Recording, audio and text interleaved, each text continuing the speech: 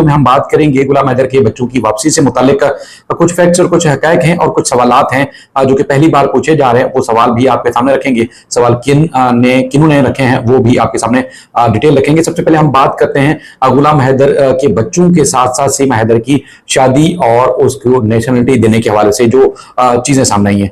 मैंने वो सवालात, वो जवाब और वो जो डॉक्यूमेंट्स या वो खबरें, वो आर्टिकल्स और वो शवाहिद जो इंडियन मीडिया पर लगातार रिपोर्ट हो रहे हैं जो कि सीमा हैदर की फेवर में नजर आ रहे हैं, वो उनकी असल हकीकत क्या है, इस हवाले से हमने बहुत सारे जो इंडिया में दोस्त हैं और खासतौर पर जो गुलाम हैदर के वकील भी हैं उनसे भी रब्ता किया। तो बहुत सारे शवाहिद और सबूत इकट्ठे करने के बाद पता ये चलता है कि जो दावे किए जा रहे हैं अपोजिट साइड से, वो दावे सिर्फ और सिर्फ दावे हैं, झूठ है, बेबुनियाद है और अब तक जो है उसमें कोई सदाकत नहीं है। पहली बात तो ये है कि जब 7 जुलाई 2023 को सीमा हैदर को जमानत मिली थी तो उसमें कंडीशन भी लिखी गई थी कि वो ये घर, ये इलाका, इस जगह को छोड़ नहीं सकती और चूंकि अगर सरकार को जल्दी भी होती तो उसके लिए सरकार प्रोसिक्यूशन का जो काम है या इन्वेस्टिगेशन का काम है वो मुकम्मल करती। सरकार की या सरकारी इदारों की कहीं ना कहीं इन्फ्लुएंस के साथ साथ उनकी जो है वो बीच में मुदाखलत जरूर है, लेकिन अदालत ने उस में लिख दिया था कि ये इलाका छोड़ नहीं सकती। तो अब 100 कवानीन है, 100 जो है वो एक्ट हैं या मुख्तलिफ किस्म के कवानीन है जिसमें दिन के दावे किए जा रहे हैं कि वो आ चुके, तो लिहाजा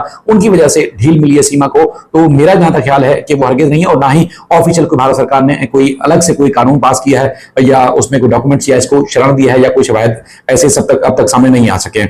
दूसरी बात यह है कि अदालत ने तो खुद ही अपने ऑर्डर में लिख दिया था 7 जुलाई 2023 के, जिसमें कि ये इलाका, ये घर, ये जगह यानी कि भारत नहीं छोड़ सकती। तो उसी को बुनियाद बनाकर भारत सरकार जो है उस वक्त तक जो है अब तक जो है कोई फैसला नहीं किया। लेकिन इससे पहले अगर मैं बात करूं, सीमा के साथ एक पाकिस्तानी शख्स यानी कि उसी दौरान जब ये सीमा के खिलाफ कार्रवाई हुई थी वो शख्स भी पकड़ा गया था और वो भारत में दाखिल हुआ था नेपाल के जरिए, जिसका ताल्लुक पाकिस्तान से। वो गिरफ्तार हुआ, मुकदमा चला, वो अपनी अब तक इतलात जो हमारे पास आ रही हैं वो अपनी सजा मुकम्मल हो चुका है, लेकिन उसको भी डिपोर्ट नहीं किया गया। सजा पूरी होने के बावजूद जो उसको नहीं भेजा गया, उसके अहले खाना ने भी जो मुख्तलिफ प्लेटफॉर्म्स के साथ जरूर रुजू किया है। मैं चाहता ये हूं कि अगर मेरी ये वीडियोस उन तक पहुंचे, उस खानदान तक पहुंचे या पाकिस्तान का हाई कमीशन अगर उन तक इनका राब्ता हो या उनका कोई कॉन्टेक्ट नंबर हो, ताकि हम उनके इंटरव्यूज और उनकी असल जो हकायक हैं वो आप तक पहुंचा सकें।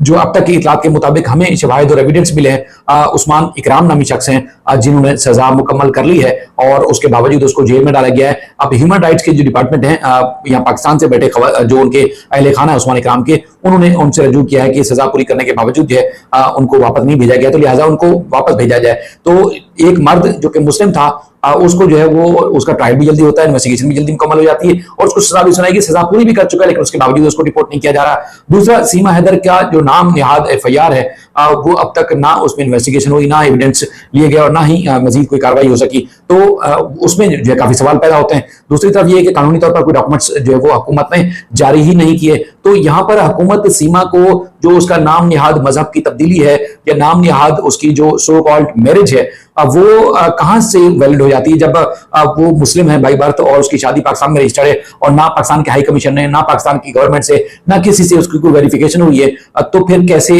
उसकी शादी को रजिस्टर किया जाता है? ये सिर्फ चूंकि एक बहसीत कौम वहां पर लोगों को बेवकूफ बनाने की जो मशीनें बैठी हुई हैं, दिन रात उनका काम यही है और बैठ के वो बकवास करते हैं, जिनका जो बेमूल है, जिनकी कोई औकात हैसियत नहीं है, अब वो अपने आप को मतलब अनमोल साबित करने के लिए अब हमारी वीडियोस, हमारी तस्वीरें और इस तरह उल्टी चीजें बिगाड़ के हमें टैग कर रहे होते हैं। उनकी हैसियत इतनी भी नहीं है कि हम उनको जवाब दें, ना तो वो भारत सरकार है, ना ही जो है वहां जरूर मुफ्त का राशन उनको जरूर मिलता है इस तरह की बक करने का, और बस उसके जो वो समझ लो कि जैसे कुत्ता नमक हलाल होता है वो इसी तरह नमक हलाली जरूर कर रहे हैं। अब बाकी इनकी कोई औकात और हैसियत नहीं है कि सीमा की लाइफ के बारे में, बच्चों की लाइफ के बारे में, या उसको रखना है, डिपोर्ट करना है, इन्वेस्टिगेशन होनी है नहीं होनी, जो शरण मिलना है, किससे मिलना है, उसकी उनकी कोई औकात नहीं। ज्यादा वो लोग बकवास करते रहते हैं। उनकी बातों का मैं पब्लिक को कहूंगा कि आप जो सीरियस ना हो। बाकी जो सवाल है हमारी बहन इकरा जुनेजो साहबा ने पूछे थे वो तकरीबन 14 क्वेश्चंस हैं जो मैं आपके सामने रखना चाहता हूं और वो आप भी जवाब दे सकते हैं और उसके बाद फिर उनके जो इस केस से जुड़े लोग हैं वो भी जवाब दे सकते हैं, क्योंकि सरकार ने अब तक कोई ऑन डिसऑन करने के हवाले से कोई चीज नहीं रखी सामने।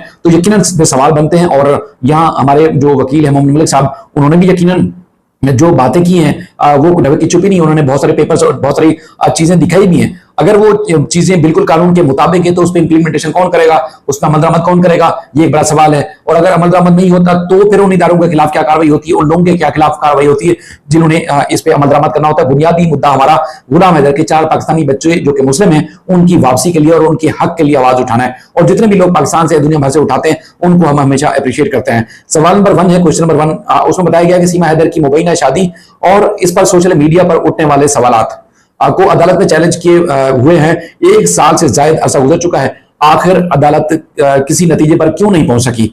सवाल नंबर 2 है, मुख्तलिफ दावे और दरखास्त दायर होने के बावजूद कोई वाज़ेह अदालती ऑर्डर अब तक सामने क्यों नहीं आया, अगर आया है तो उस पर अमल दरामद क्यों मुमकिन नहीं हो सका। क्वेश्चन नंबर 3 है, अगर कोई ऑर्डर मौजूद है तो उस पर अमल दरामद ना होने का असल जिम्मेदार कौन है, अदलिया, इंतजामिया या कोई और ताकतवर हल्का। खासतौर पर अगर बच्चों की कस्टडी को लेकर कोई ऑर्डर है तो उस पर अमल दरामद कराने का जिम्मेदार कौन है। ये भी कहा गया है कि अगले क्वेश्चन में सवाल नंबर 4 में, जिसमें कहा गया कि इंसाफ के नाम पर चलने वाले तवील मुकदमात में ताखीर का असल जिम्मेदार कौन है, अदालती निजाम, वुकला या मुतासरा फरीक या फरीकैन जो उसमें पार्टीज हैं। 5 नंबर है जिसमें कहा गया कि क्या ये तासर दुरुस्त है कि मशहूर या हाई प्रोफाइल केसेस को गैर मामूली पेचीदा के साथ साथ खींचा जाता है ताकि असल हकीकत तक जो है वो ना पहुंच सके, कोई वो सामने ना आ सके। आखिर कब तक, क्वेश्चन नंबर 6, आखिर कब तक मुतासरा फरीक इंसाफ के इंतजार में वक्त, इज्जत और वसाइल की कुर्बानी देते रहेंगे। सवाल नंबर 7 है, क्या अदालती फैसलों पर अमल दरामद ना होना इंसाफ के साथ मजाक नहीं है। 8 नंबर पर लिखा गया है कि क्या कानून सिर्फ कमजोर के लिए है, कमजोर के लिए सख्त है और ताकतवर के लिए महज दिखावा है। ऐसे मुकदमात में ताखीर होने से मुतासरा बच्चों का मुस्तकबिल अंधेरों में धकेलने का जिम्मेदार कौन है, ये क्वेश्चन नंबर 9 था। 10 नंबर पे है, अगर वुकला के दावे आखिर में गलत साबित हो जाएं तो इसकी उस कीमती वक्त और नुकसान का जिम्मेदार कौन होगा। क्वेश्चन नंबर 11 है, बच्चों के हसास मामले पर ताखीर और इबाहम का जिम्मेदार कौन है, अदालतें या भारतीय हुकूमत। 20 क्वेश्चन नंबर है 12 जिसमें कहा गया कि अगर अदालतें हाई प्रोफाइल और अवामी अहमियत के केसेस में ताखीर या कमजोर कारकर्दगी दिखाती हैं या दिखाएगी तो क्या ये भारतीय अदलिया की अपनी साख और इमेज को नुकसान नहीं पहुंचेगा। क्या अदालती फैसलों पर ताखीर से आलमी सतह पर भारतीय अदलिया के वकार और एतमाद और सवालिया निशान नहीं लगेगा इस पर। ये क्वेश्चन नंबर 13 था। और 14 नंबर है जिसमें कहा गया है कि क्या ऐसे फैसले बैन अक़वामी मंजरनामे पर भारत के इंसाफ के दावों को खोखला और बेएतमाद नहीं बना रहे। ये क्वेश्चन थे जो कि आपके सामने रखने थे और इनके आप भी जवाब दे सकते हैं। क्या ये जो क्वेश्चन है इनका जवाब आपको मालूम है, आता है, नहीं आता, या जो भी आपकी राय है वो जरूर दीजिएगा।